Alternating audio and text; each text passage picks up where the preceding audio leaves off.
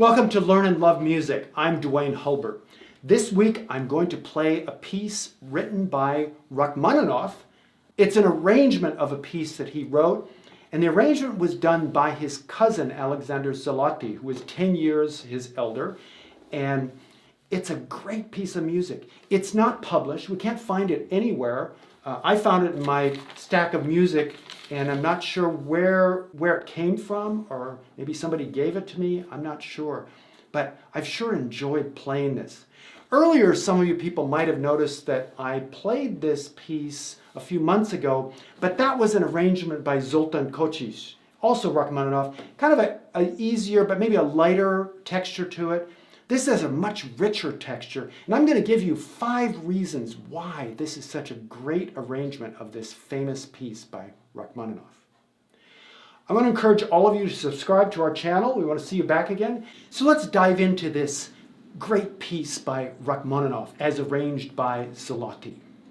So reason number 1, it's written in a different key than the arrangement that Rachmaninoff did earlier. Rachmaninoff originally wrote Vocalise in the key of C sharp minor, nice and dark, beautiful kind of sound. But what Siloti did is he moved it down to a darker key of B flat minor, and that made it a little richer and maybe a little more exotic in a way.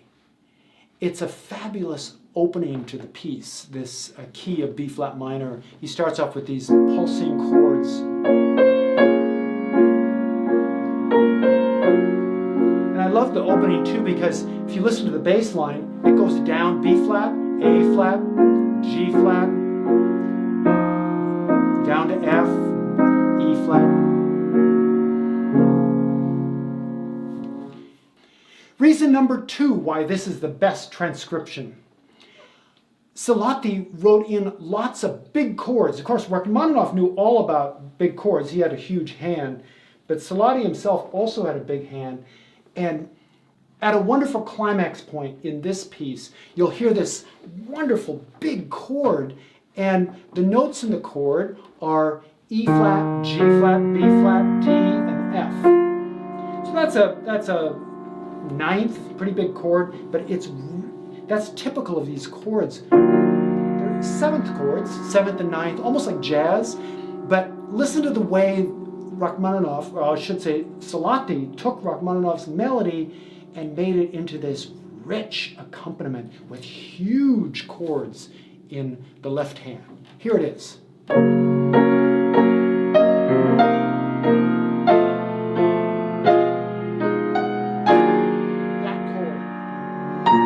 Resolves.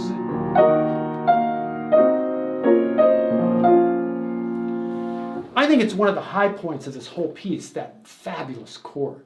Very typical of Rachmaninoff and his first cousin Siloti, who made this arrangement.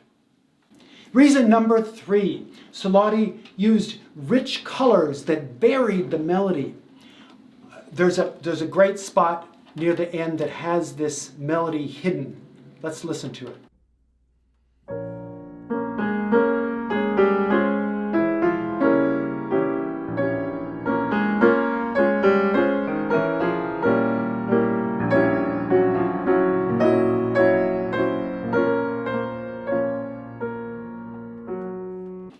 And also, he has rich chords that are reminiscent of some jazz tunes that were being written for the first time in this era, in the 1930s. Listen to these 7th and 9th chords. They're really fabulous.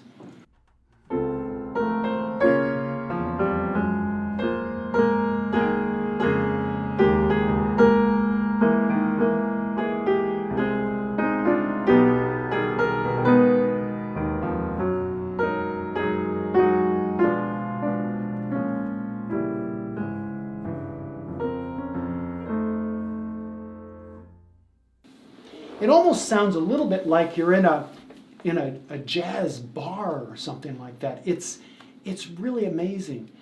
My guess is that Siloti probably was a good jazz player. I'm not sure, but certainly knew the style from this period. Reason number 4. Siloti, in his arrangement, uses lots of voice doublings. That means there are two voices an octave apart that are melodic, surrounded by harmony, but they give it almost an orchestral kind of prominence. If you listen to this inside voice here, you'll hear the melody, but also you hear it underneath an octave lower. I'll play the octave lower one a little bit louder.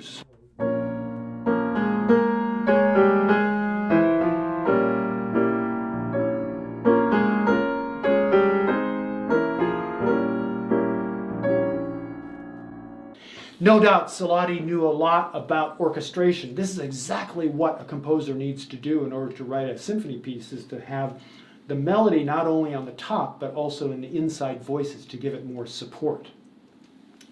And finally, number 5. Siloti uses lots of expression marks and tempo changes.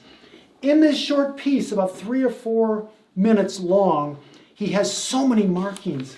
He fills the page with all his ideas. Here are a few of them. Molto cantabile, poco più mosso, poco più animato. Looking forward, back to a tempo. Then he writes meno mosso, molto marcato e crescendo. So all over the score, he has so many markings, which is very typical of the Romantic period, because performers want to know exactly how the inflections work, how the timing works with rubato and all of that. But Siloti puts it all on the page in the score.